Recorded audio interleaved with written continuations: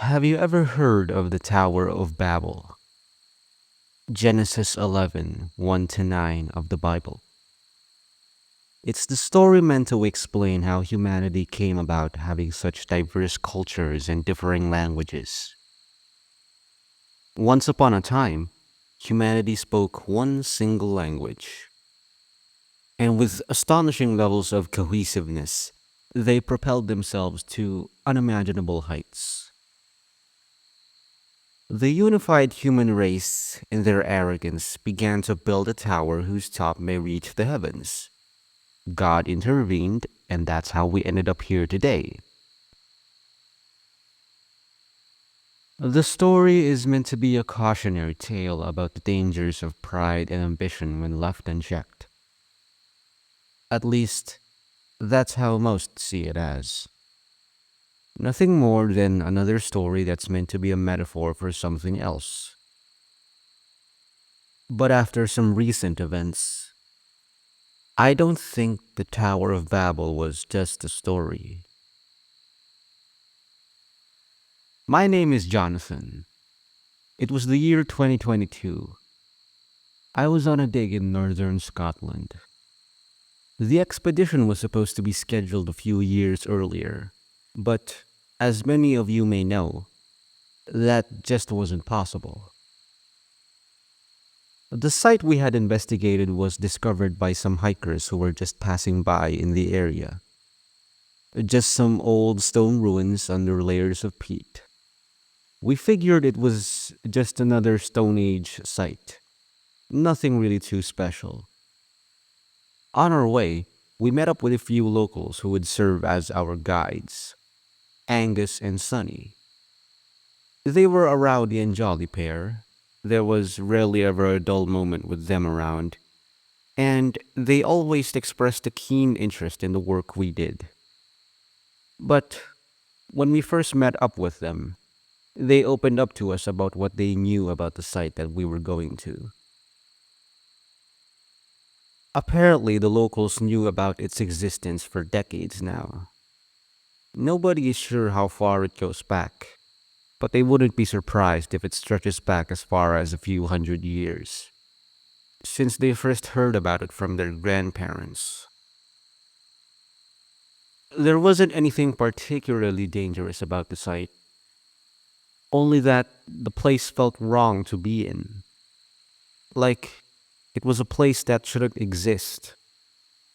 The locals took the strange feeling as a sort of bad omen, and they chose to act like the place never exists.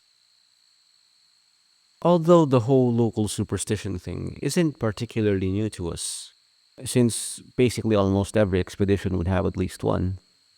This was new because it was always from the fear of something like an old curse manifesting should the site be disturbed. This was the first time it was something as abstract as this. There was no specific history to it. There was no ancient wisdom that was being passed on. There were no dead being disturbed and no seal being undone.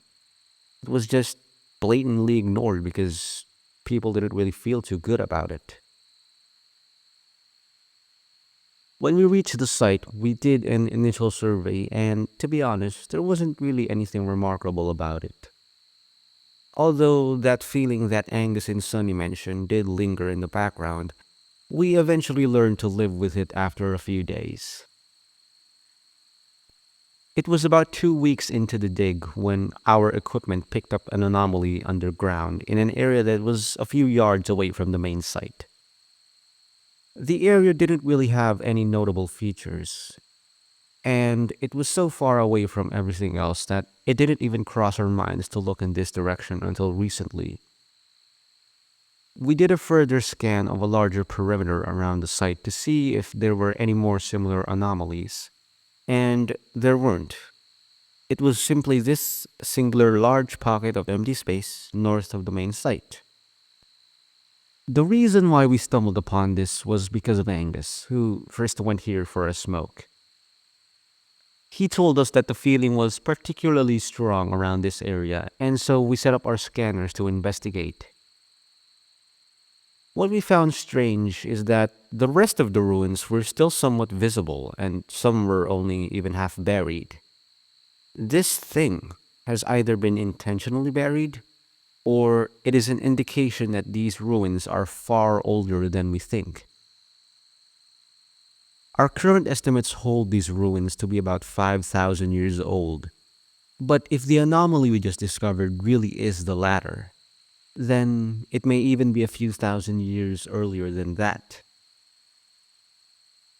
It took a few weeks for us to dig through the ground to reach the air pocket, but when we eventually did, what we found was truly astonishing.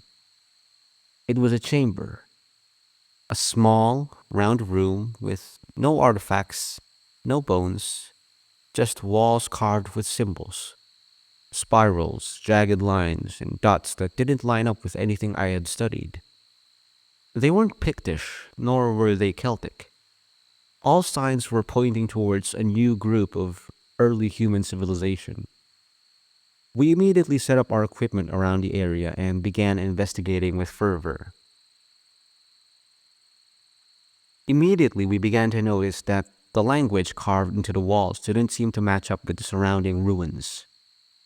Up until now, our estimates date the site to between 4,500 and 5,000 BCE.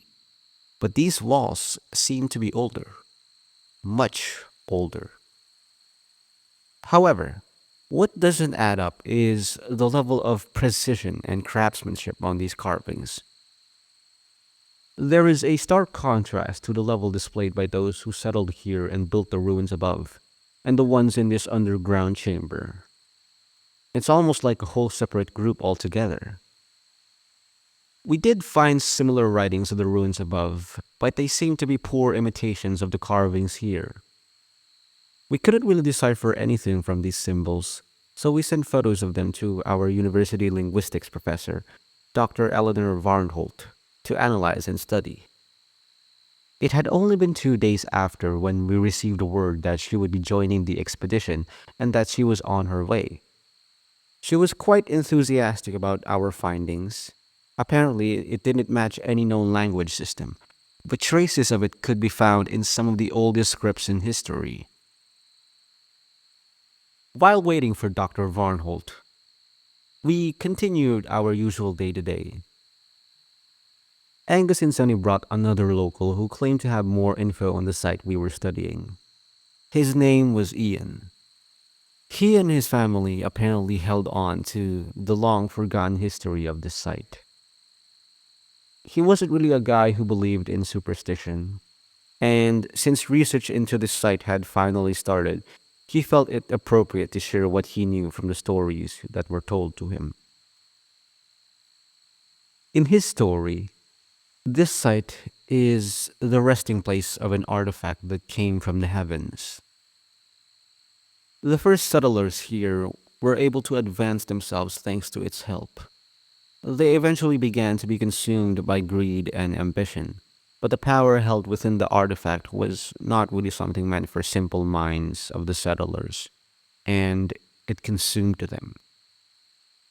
He then took out a peculiar piece of leather. It was similar to the ones we found within the ruins, but this was more elaborate.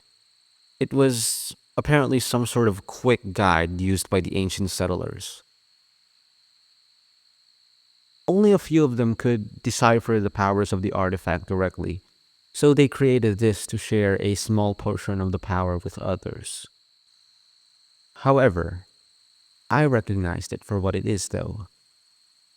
It's a sort of translation of the symbols in the underground chamber into the script that the old settlers used, and it had similarities to Pictish language. This was an unexpected breakthrough. This basically confirms that the underground chamber and the ruins near it were definitely separate groups. But more importantly, this piece of leather is the key to us understanding the symbols of an undiscovered civilization. It was a few days after when Dr. Varnholt arrived. I proceeded to show her the leather parchment that Ian gave, and she immediately drowned herself in research despite not even having set up her living quarters yet. In the meantime, we made another discovery regarding the chamber. The walls that housed the carvings actually turned out to be large pieces of slab that were unrelated to the surrounding environment. One of the assistants who was versed in ancient architecture mentioned that the stone slabs seemed to be pieces of a much bigger structure. The university approved more funding for this operation, so we were able to acquire more advanced equipment to scan deeper into the earth. However, no matter how much ground we covered, there wasn't really anything else buried here except for that chamber. It was almost like the slabs had just appeared out of nowhere or had fallen out of the sky. It was from then on that I started to notice strange occurrences within the site. On some nights, some of us would hear faint whispers right next to us. And despite scanning our surroundings, no one really knew where they were coming from. Apart from that, personnel would randomly wake up from dreams they seemingly can't remember a single detail about. We decided to keep track of these strange occurrences, making sure not to miss a single detail. But the one who was worst off was Dr. Varnholt herself. She would sometimes wake up screaming in the middle of the night, and on other occasions, we'd find her staring blankly into the night sky. Most of us wanted to stop right then. A few assistants already left 2 weeks after the strange occurrences had started, and I was contemplating leaving as well. Angus and Sunny did their best to lighten the mood, but they were suffering the anomalies just as much as everyone else. They stayed since the pay was far better than what most jobs in the area could offer. So long as no one was getting hurt, they were willing to stick with us till the end.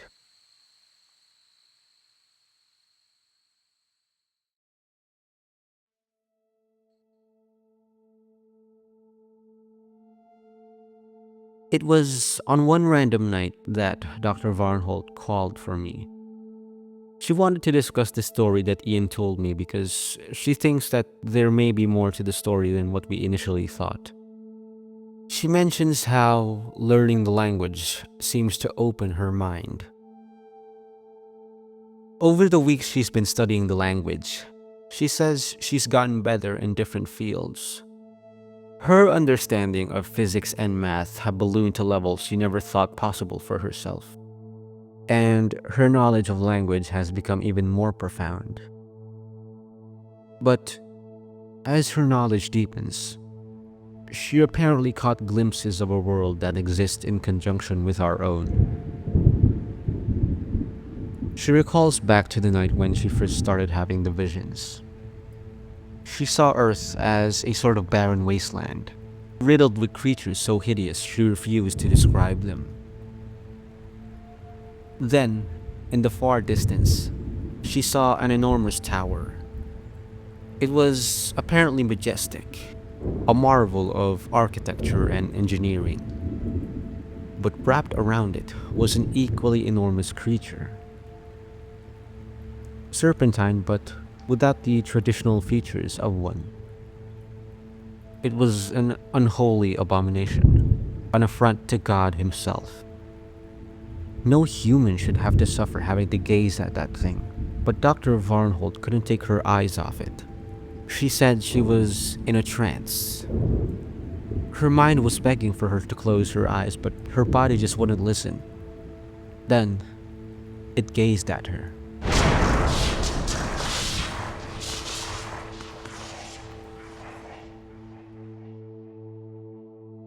It was enough to wake her from that nightmare, and ever since then, she has been trying to cut off her connection.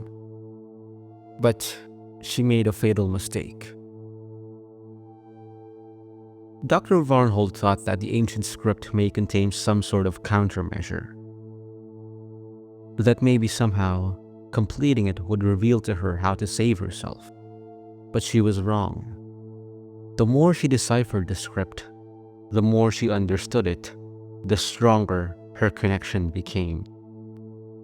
"Those things are coming for me," she said, in a voice that was filled with both despair and acceptance. I wasn't sure of all that she said yet, but the strange occurrences that we've been experiencing didn't let me disagree with her. Everything seemed to lead back to those symbols. Dr. Varnholt then reveals her theory. "Do you know of the Tower of Babel? Said to have been the cause of mankind's folly. Our ambitions too great that the heavens punished us for it. Even now the consequences of those days still linger on. But I have a different theory. What if the ambitions of man didn't lead them towards divine retribution? What if instead, it allowed them to peer into something they were never meant to learn, a horror that lies just beyond our understanding of reality?"